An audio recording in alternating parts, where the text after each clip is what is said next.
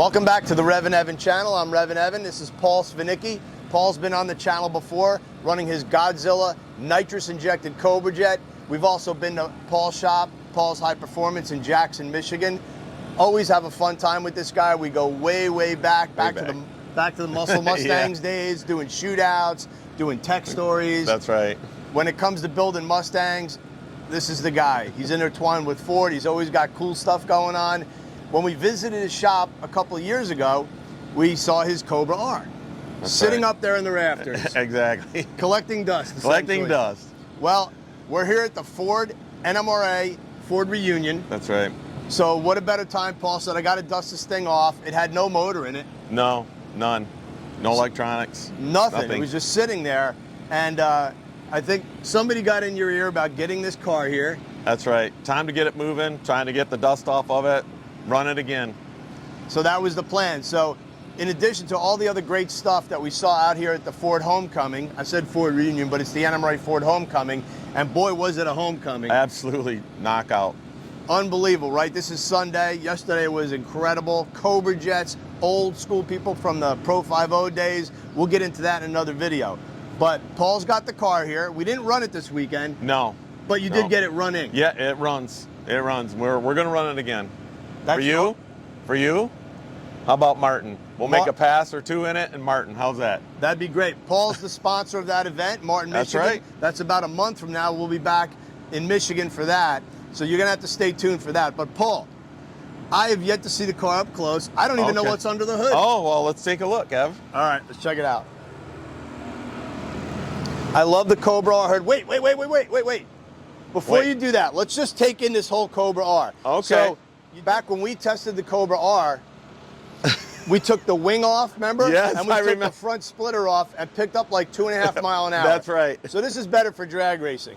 But let's take a look down the side. I always love the 2000 Cobra R, that one-off hood with the gills. No antenna. Nope, no antenna. And then, I mean, probably the most unique part of the car is this big road racing spoiler. The motor in these things from the factory was glorious. I mean, 5.4 with that big R, Cobra R intake, and they revved and they screamed with the side exhaust. Yeah. I got to road race one of these a couple times and drag race. All right, now let's take a look under the hood. All right, let's look under the hood. SVT, baby.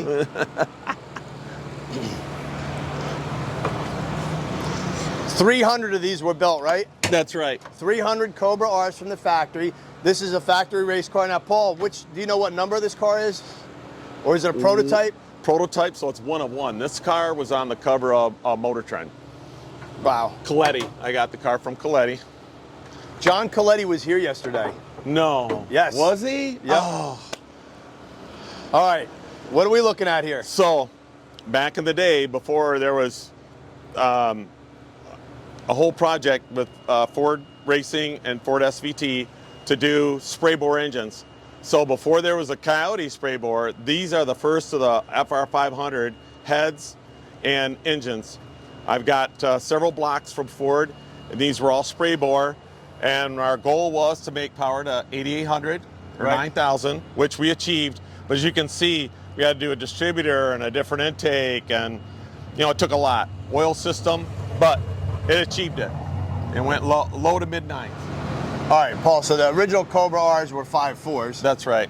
But this is not a 5.4. This is not a 5.4. This is a FR500 spray bore engine, all aluminum, so it's 4.6 based. So it's a 302 cubic inches. That's awesome. And so what heads, and now, all right, I'm just going back into my memory banks. Is that magnesium lower? Yes, it is. Intake? Yes, it is. It looks a little bit odd because the bottom is not there. In reality, there's nothing here. This is epoxied up. So this is the runner. It doesn't have the dual runner. Remember, they had the dual runner deal on the top? That's all gone. So it's just basically epoxied in here. So basically, it's operating as a tunnel ram. It's an old school style tunnel ram. I just always liked the looks of that, and I talked to John Mahovich over at AccuFab, and he made me some really thin throttle body, so I did not want to touch the hood ever. That's why it looks like it's so low and it's back, is because I wanted it to fit under the hood. I was gonna say it's sitting back pretty far. You can tell it's Yes. shoved against the firewall. Yeah. To me, it almost has the look of a Glidden Pro Stock Hemi. Yeah, it kind of does. Yeah, with the distributor and the wires and the oil system, the crank trigger. Absolutely. So talk to me about RPM and horsepower. So horsepower, it makes 585 at the tire through a glide with a 6600 stall converter. Okay. And we spin it to 8900. 9,000. 9,000. It took a lot to get there though. I mean, I believe I had 7 or 9 blocks and we went through all of them but 2. I still have 2 left. Wow. So This this is because of breakage. So this is learning. like nostalgia stuff. Yeah. So for you guys, if you're not familiar with that distributor setup, it's just being driven off the cam, right? Yes, the exhaust cam. That's right. And is that like, is there any other way to do that? What's the purpose of doing that? Well, back in the day, you know, you got to remember this was in the early 2000s. So what computer is going to spin it tonight? The Ford one, you know, was only good to 7,000. Right. Back then, there wasn't a lot to do, you know, get RPM out of it. So we knew to go to 9,000, we're going to have to do something mechanical. I mean, that stuff has been run forever. That was a big block Ford piece that was belt drive. That's what it's made for. So we set up a head, valve cover, cam, and we put it in a mill, and I machined everything and made it all so it just all fits right together. And now, no problem, it'll go to whatever RPM you need. So it's running an old Mallory, the Accel DFI, Right. and the Mallory ignition. It was all in my tote, and I pulled it all out, plugged it all in, and boom, it fired right up. So this car, when we saw it, it was up in the rafters on Paul's lift, but it had no wiring, right? No wiring. We didn't get a close look at it, and it had no engine in it at the time, right? No engine or transmission, no. And we were at the shop. Some of the parts to this engine were sitting. You did show us some of the That's parts. right. Yeah, in my engine room. Yeah, this was sitting in the engine room. All right, so do we get to hear it run? Yeah, do you want to? I can fire it up if you want. Yeah, hell yeah. All right, let's fire it up. So external oil pump I see, crank trigger set up, and you can see the engine is definitely set back. Paul's got the interior looking good with some Race Tech seats. Yeah, Paul's carbon about fiber. like 7'4", so the seat's sitting way back. Oops.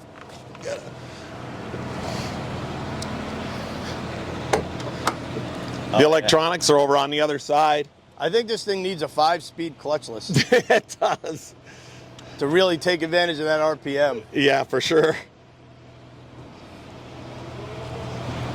Man, just the way you ran it. Look at it, tubbed out, Yeah, fuel cell, battery. all welding stuff. Put new fuel lines on it, and Love it. All right, let's fire it up.